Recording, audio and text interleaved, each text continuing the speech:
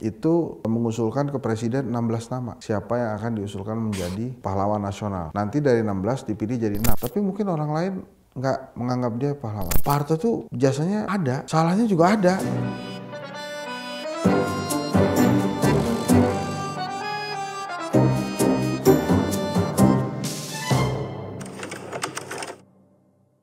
Terpujilah wahai engkau ibu bapak guru gitu kan.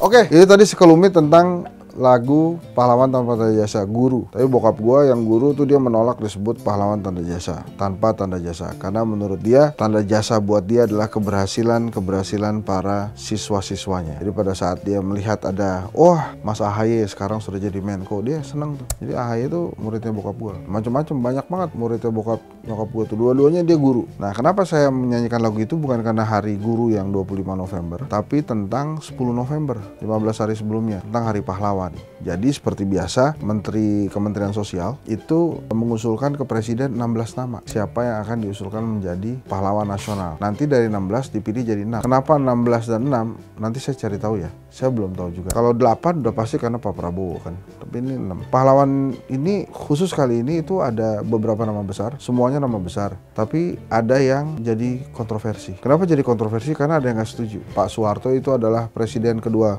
Republik Indonesia. Kemudian juga ada Abdurrahman Wahid atau Bapak Gus Dur, presiden keempat. Nah, terus ada juga nama Ibu Marsinah, seorang pejuang ketenagakerjaan yang berada di garis depan perjuangan para buruh. Kemudian ada beberapa tokoh-tokoh yang lain yang memang sama hebatnya. Tapi kenapa kemudian polemiknya ada di Pak Harto? Ada yang nggak setuju kalau Pak Harto itu jadi pahlawan nasional. Tapi ada yang setuju. Gini, kalau yang nggak setuju macam-macam alasannya. Ada pelanggaran HAM, misalnya dugaan pelanggaran HAM, tidak sesuai dengan semangat reformasi dan lain-lain. Tapi buat saya gini loh, pahlawan itu kan sangat subjektif ya. Jadi saya itu ngikutin pemerintah aja. Kenapa saya bilang sangat subjektif? Karena dia nggak bisa menyenangkan semua orang, tapi pasti ada yang berterima kasih sekali. Kayak misalnya bokap gue ya, gue nganggap dia pahlawan, tapi mungkin orang lain nggak menganggap dia pahlawan. Tapi buat gue dia pahlawan. Kalau pahlawan nasional juga kelihatannya banyak-banyakan ya, banyak yang setuju, maka dia jadi pahlawan nasional. Kalau nggak setuju, ya dia nggak jadi pahlawan nasional. Makanya susah tuh jadi Pak Prabowo menentukan siapa yang bisa jadi pahlawan nasional, siapa yang tidak. Kalau Pak Harto itu mungkin nggak banyak yang tahu ya. Saya sih waktu 98 ikut demo.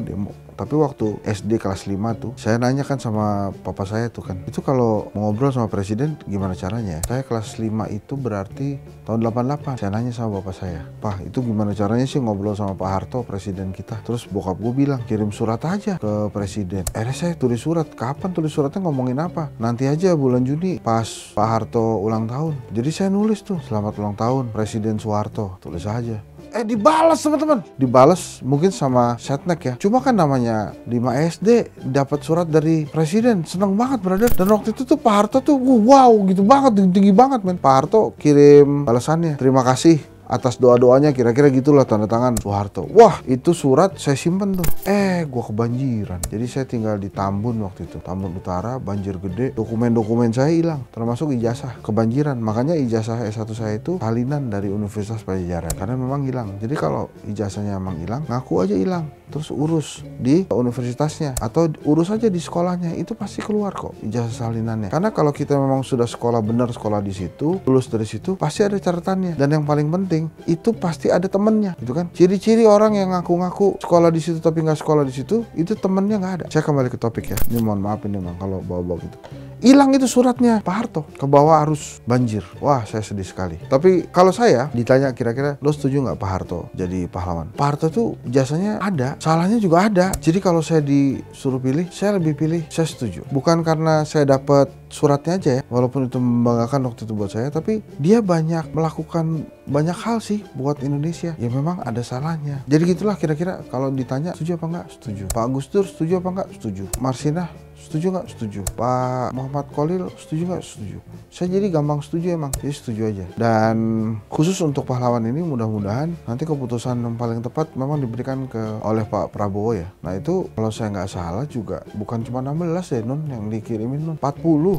Jadi kalau tentang Pak Harto, saya menyerahkan keputusan itu kepada pemerintah. Tapi kalau kemudian Pak Prabowo memutuskan Pak Harto menjadi pahlawan nasional, saya setuju. Saya nggak akan marah, saya juga nggak akan demo. Kenapa? Karena ada hal lain yang lebih penting untuk didemo. Jadi gitu. Apakah menyakitkan? Ya mungkin aja bisa menyakitkan, tapi itu tadi lah, saya ikut aja pemerintah. Kalau pemerintah bilang Pak Harto adalah pahlawan nasional, ya saya oke, Pak Harto adalah pahlawan nasional. Tapi kalau Pak Gus Dur kelihatannya nggak ada polemik, Marsinah juga nggak ada polemik. Jadi memang polemiknya ada di Pak Harto.